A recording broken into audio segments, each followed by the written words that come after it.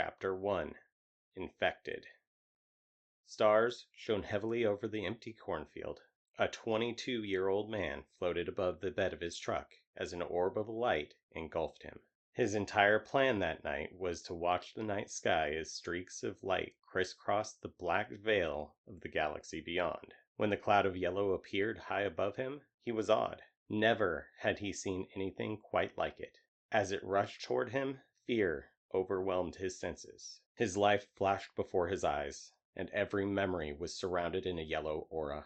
Most of his evenings were spent in the Cedar Vale diner, doing exactly what he was doing now, reaching for something he could never have.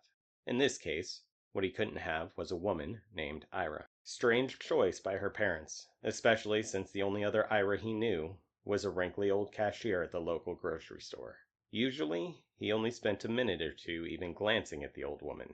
It felt as though something burrowed deep in his brain, pulling memories and thoughts forward. Ira, the Ira he admired, was a 5'6" blonde who worked on her daddy's farm before the economy wasted away and threatened to take it from them. She waited tables, pouring coffee and serving folks lunch or dinner to help pay the bills.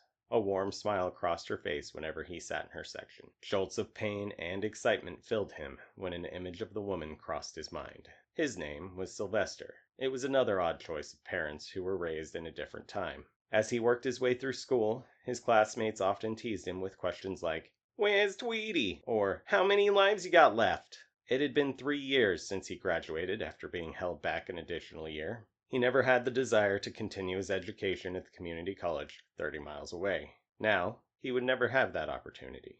The light burned into his every orifice as it picked apart everything about him. It was truly amazing that Sylvester could even finish school. The diploma he received felt like it was just to shove him out the door so he could move on with his forever life down on the farm. He didn't care then because he didn't have to go back, and that was all that mattered. His final year was harder because Ira and his best friend Tommy were no longer in school with him. She graduated on time with everyone else in his class. His place was on the farm with Ma and Pa. He knew nothing of leisure, only the hard work of life on a dusty old plot of land where they barely made ends meet. The truck he lay in, pondering the many paths of his life as he stared at the big black sky above, was his 16th birthday gift. He worked every day and rarely took time off, all for a weekly pay of $50. Not enough to do much aside from put gas in the truck and buy a few cups of coffee. It was enough for him. "I wish I could be more," his mind screamed at the yellow mist delving deep inside of him. No one up there ever seemed to listen. This time was clearly different. The longer he remained in the yellow mist, floating above the bed of his truck, the more his life ran through his mind. It seemed to pull everything he loved and hated about himself forward. That he even considered to be more than just a farmhand had never occurred to him until this very moment. What could he be? It was a hard decision. It was one of those that needed more than a night of drinking and watching the stars to decide. An old 40s detective story he watched a few evenings before ran through his mind. He had an affinity for detective stories and considered the profession as something he could do. At least, as something he could have done. As quickly as the thought came, doubt overwhelmed him, and he knew that he could never be a detective, even if he were to live beyond this moment. Stories about private investigators were the only thing that really helped push him through the hard nights. Most of the books involved crime in the 1920s and 30s. They were dime store novels at best. Usually, they ended with the detective uncovering the truth and the dame falling head over heels in love with the man. Rarely did he read Sherlock Holmes. Books written by Sir Arthur Conan Doyle truly required a certain level of skill when it came to reading, and his was not what it needed to be. As the yellow light bored deeper behind his eyes, he realized it never would. The yellow light reflected within him, and the face of his oldest friend flashed before his eyes. With Tommy around, life was mostly filled with hard work and easy times. Sylvester really only had one heartbreaking moment in his life. He and Tommy were driving around, hooting and hollering at anyone and everyone they could in such a small town. They were both 16. That night, Tommy wrapped his Mustang around a pole, trying to avoid a deer. He was paralyzed from the waist down after that. Currently, Tommy lived in a home 100 miles away for people who had no one to take care of them. Back then, Sylvester begged his parents to let Tommy stay, but they refused. They couldn't afford another mouth to feed, not to mention the special needs they, and the farm, couldn't fulfill for him. Both Tommy and Sylvester were heartbroken. Sylvester watched as the bus drove his best friend away. Tommy's face was buried in his hands, hiding the feelings of doubt and shame that filled him.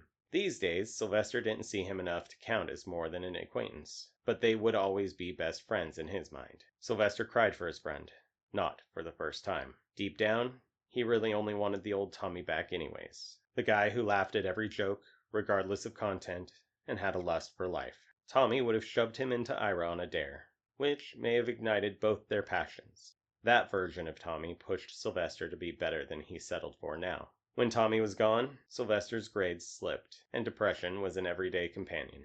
Before the accident, Tommy helped at the farm every chance he had. He wasn't an orphan, but had a drunk for a father at home. Tommy's mother walked out when he was 5. For a while, his father held it together. It wasn't long before the hooch filled the void Tommy's mother left behind, and he drifted from job to job. When his father heard about the accident, he tried to overcome the addiction, but it was a difficult road. Eventually, the state intervened, and Tommy was taken away. His dad had finally hit rock bottom. Not long after, he swallowed a bullet. Sylvester's family was the closest thing the crippled boy ever had to a real family. Everyone turned their backs on him when he needed them most. Sylvester's parents were right. Tommy would have had a hard time on the farm. They would have had no way to feed the extra person who couldn't help, let alone take care of his own daily needs. Tommy never understood the trials and tribulations that Sylvester's parents were already going through. Back then, it was hard to feed everyone around the table, though they always made sure Sylvester ate. His parents would alternate nights during the rougher months, where one would eat more than the other. "I hate you!" Sylvester yelled to no one in particular. One would think that he was yelling at the yellow light, but it seemed to be a self-reflection more than anything. Whatever the light was, made him question everything he knew about himself. "Why do you have to take away the one person who helped me?" As the last word fell from his lips, he opened his eyes. The yellow light had changed colors while it invaded his body, and the pain had softened. Everything that popped into his mind had an ethereal teal glow. The light continued holding his body suspended in the air above the bed of his truck as it continued to mesh and meld within him. See, this is why I don't like crashing down from space into someone. They get all scared and expect something big to happen. Especially when they stop floating. And they always stop floating, a voice suddenly spoke in his head. Don't get me started on the life flashing before your eyes thing. Every time they're like, "Oh, I'm dying." "What's happening? Where are you?" Sylvester yelled at the voice. "Dummy, I'm in your head. You can call me Tempest, and I can read your thoughts. That way, you don't sound too crazy talking to me in public." Sylvester's eyes widened. He heard stories of people who could read others' minds. They were all fake. At least, he thought they were.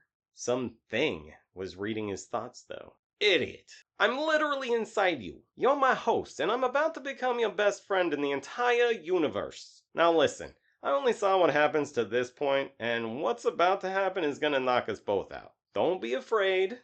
You'll be fine when we wake up." Sylvester craned his neck, muscles in his body spasming and pulling of their own accord. The teal light released him as it dissipated, and he slammed into the bed of his truck.